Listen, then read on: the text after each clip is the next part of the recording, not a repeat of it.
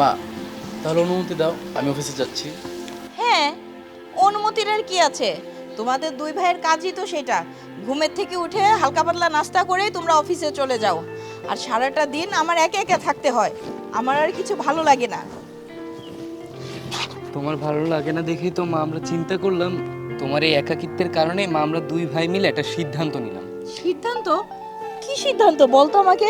এই যে ঘরে আমরা মাত্র 3জন মানুষ, আমরা দুই ভাই অফিসে চলে গেলে তো তারপর তোমার বিরক্ত লাগে, তাই না? ভাগ্যিস তোরা এটা বুঝিস বা বুঝতে পারতেছিস এখন। হ্যাঁ মা, সেই কারণেই ভাবছিলাম আমরা 3জন থেকে যদি 5জন হয়ে যেতাম তাহলে কত দারুণ হতো না? কি বলিস ভাই? পাঁচজন? হ্যাঁ, তাই তো। কি রে ইমন, তোরা আবার এই বুদ্ধি কবে থেকে করলি? আমাকে তো কিছুই জানাইলি না। আচ্ছা, 5 জন মানে আমি ঠিক বুঝতে পারলাম না। মা 5জন মানে হচ্ছে কি, আমরা দু ভাই তো সিঙ্গেল, মানে হচ্ছে আমাদের ছোট আর আমার জন্য যদি তুমি হ্যাঁ হ্যাঁ, বুঝতে পারছি বুঝতে পারছি, আর বলতে হবে না। আসলেই তো আমি তো এইভাবে কখনো ভেবে দেখিনি। যাক, এখন আমার একটু ভালো লাগছে যে আমার ছেলে দুইটা বড় হয়েছে। ঠিক আছে। আচ্ছা ইমন, তোর কি কারো পছন্দ আছে? মা, আমরা দুই ভাই তো তোমার অনুমতি ছাড়া কোনো কাজই করি না। যাক, এখন তুমি অনুমতি দিয়েছো, তাহলে তো আমরা কিছু একটা করতেই পারি, তাই না? তুমি আমাদের জন্য মেয়ে দেখো। মানে মা, তুমি মেয়ে দেখবে ঠিক আছে, তবে হচ্ছে আমাদেরকে একটু জানিয়ে দেখো, মানে আমাদেরও তো জানার ইচ্ছে থাকতে পারে, মানে কাকে ঠিক আমরা বিয়ে আছে, বুঝতে পারলাম তো। এখন আমার মাথায় একটাই কাজ, একটাই চিন্তা। আমার দুই ছেলের জন্য দুইটে ফুটফুটে পরি আনতে হবে। ঠিক আছে?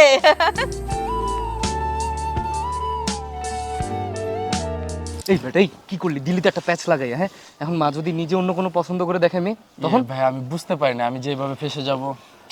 এখন মা যদি আমার পছন্দের বাইরে অন্য কোনো মেয়ে দেখছে, তোরে কিন্তু আমি। আচ্ছা, ও সমস্যা নেই, মাকে বুঝে ম্যানেজ করে নিব, ঠিক আছে? তুই কোনো টেনশন নিস না ভাই। আল্লাহ ভরসা। হ্যাঁ।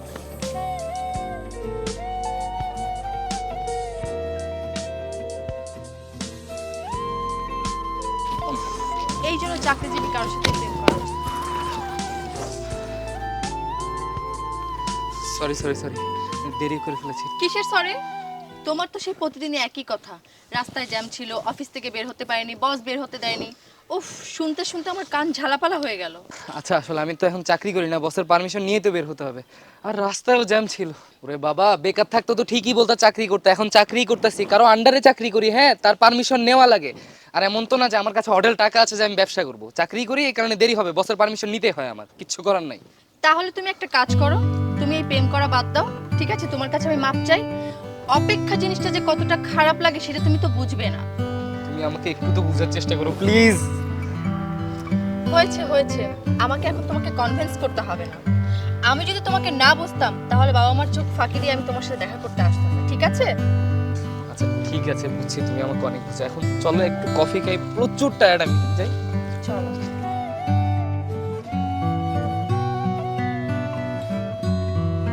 তোমাকে অনেক সুন্দর লাগতেছে আজকে। আমি তো এমনিতেই সুন্দর বলা খেয়েছি। তারপর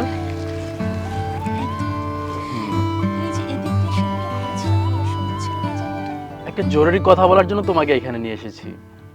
বলো কি কথা? জানো, প্রতিদিনের মতো আম্মুকে বলে বের হয়েছিলাম, হঠাৎ করে আম্মু বলল বিয়ের কথা। একটা প্যাচ বেজে গেছে। আমি বলছি আম্মুকে তুমি আমার জন্য মেয়ে দেখো। এখন কি হবে বলো তো? আমি তো তোমাকে। ভালোই করছো, মায়ের পছন্দ মতো সুন্দর একটা মেয়ে দেখে বিয়ে করে সংসার করো। আমাকে কাট পাঠাইতে হবে না, আমাকে শুধু ফোনে বললেই হবে। আমি এমনিতেই সুন্দর করে একটু সাজুগুজু করে লাল শাড়ি পরে তোমার বিয়ে খেতে যাব। তারপর বিয়ের পরে হানিমুনে যাবা, তারপরে কিছুদিন ফোন করে বলবা যে আমাদের একটা বেবি হবে। সমস্যা নেই, আমি তোমাদের বেবিকেও দেখে আসবো, গিফটও দিয়ে আসবো, ঠিক আছে? আসছে আমাকে বিয়ের কথা জানানোর জন্য। এখানে ডাকছো কেন আমাকে? হ্যাঁ, এটা শোনানোর জন্য ডাকছো? আরে বাবু, আমি তো তোমার কাছে আসছি একটা পরামর্শ করার জন্য। পরামর্শ নিতে আসছো? আমার কাছে কি পরামর্শ নিবা? হ্যাঁ, তুমি মাকে যে বলতে পারো না যে তোমার একটা পছন্দের মেয়ে আছে? হ্যাঁ হ্যাঁ হ্যাঁ, এটাই আমি চিন্তা করতেছি। আমি তোমার ব্যাপারটা মাকে বুঝিয়ে বলবো। হ্যাঁ, বলবে? উনি আমার সামনে বলতে উনি তুতলাচ্ছে, আর মায়ের সামনে গেলে তো তোমার হাঁটু কাঁপবে। কি বলবা? হ্যাঁ, ভালোই লাগতেছে না, সারাদিন অফিস করে এক ঝামেলা পোয়াচ্ছি, এখন আবার আরেক ঝামেলা। হ্যাঁ, আমার তো সব কথাই তোমার ঝামেলা মনে হয়। তুমি ঠিক কথাটা বলতে পারো না, আমি যেটা বলি সেটাই তোমার ঝামেলা। কি এখন কি এদিকে যাবা, কিছু খাওয়াবো? আমার কিন্তু ক্ষুধা লাগছে। চলো।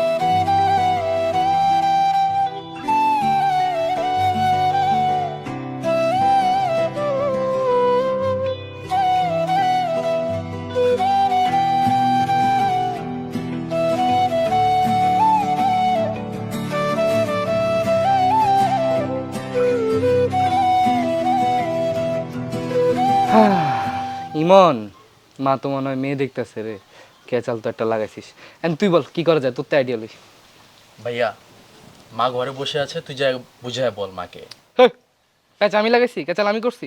তুই করছিস, তুই করবি, আমি জানি না এসব। তুই যা বুঝাই বল মারে। আরে তুই তো বড়, তোর কথা মা শুনবে। ভুল না হয় আমি করছি, তাই বলে কি তুই যাবি না?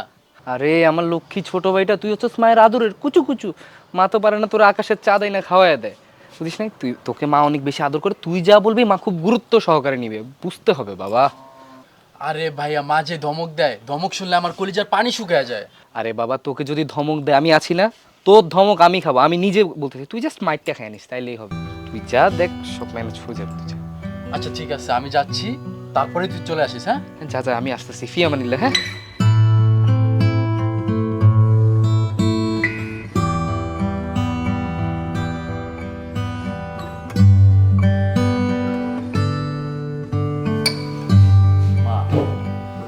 কি রে ইমন, কি মনে করে? জিম কই?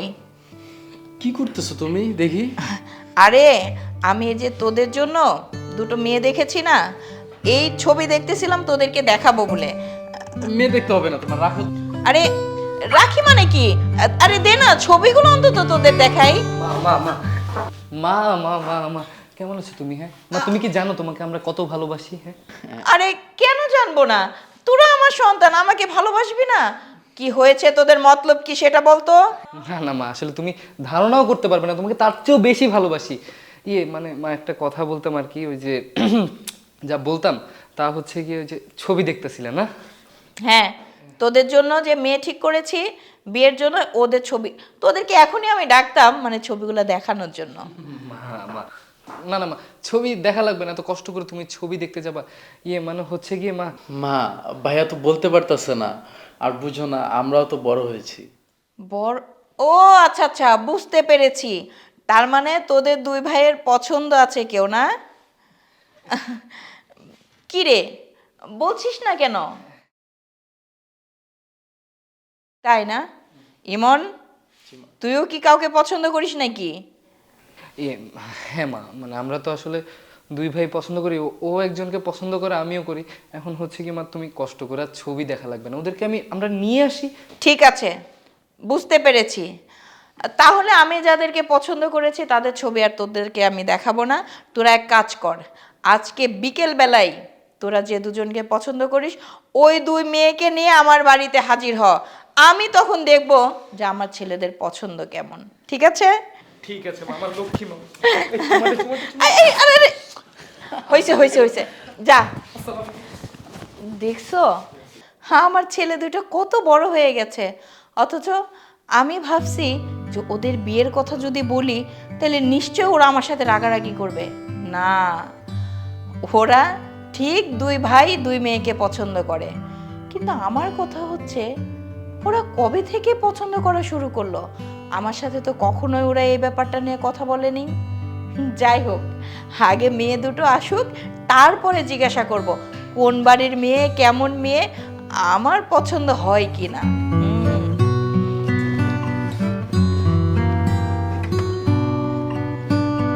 ইমন, জিম, ইমন, জিম, কি রে, বিকেল তো হয়ে গেল, মেয়ে দুটো তো এখনো আসলো না। মামা একটু অপেক্ষা করে, এই যে চলে আসলো বলে। ঠিক আছে, তবে হ্যাঁ, তোদেরকে আমি একটা কথা বলি। তোরা দুই ভাই দুই মেয়েকে পছন্দ করেছিস, আমার পছন্দের মেয়েকে তোরা ছবিও দেখলি না, সেটাও আমি মেনে নিলাম। কিন্তু মেয়ে দুটো আসার পরে যদি আমার পছন্দ না হয় তাহলে কিন্তু আমি ওদেরকে মেনে নিব না। আমার পছন্দ করা মেয়েকেই তোদেরকে বিয়ে করতে হবে, ঠিক আছে? মা, তোমার দুই ছেলের উপর কি তোমার ভরসা নেই? আমাদের পছন্দ একদম দেখবা, তোমার পছন্দ হয়ে যাবে। পছন্দ হবে হবে। ঠিক আছে, তো আসছে না কেন? ওই যে মা, ওই যে চলে ওই যে আসছে। চলে আসছে, দেখো। ওয়ালাইকুম আসসালাম। কি রে, তোরা দু ভাই ওদেরকে পছন্দ করেছিস? যাক, তাহলে এখন আমার মনে হচ্ছে যে না, আমার ছেলেদের পছন্দ আছে। অবশ্য আমিও কিন্তু ওদেরকেই পছন্দ করেছিলাম। সেখানে অবশ্য আমার একটু ভুল ছিল। জান্নাতের জন্য আমি জিমকে পছন্দ করেছিলাম, আর নূপুরের জন্য আমার ছোট্ট ছেলেটাকে পছন্দ করছিলাম। না না না না, ঠিক আছে, তো বললাম তো, তোরা যেহেতু নিজেরা পছন্দ করে নিয়েছিস, সেটিংও কিন্তু অনেক সুন্দর হয়েছে।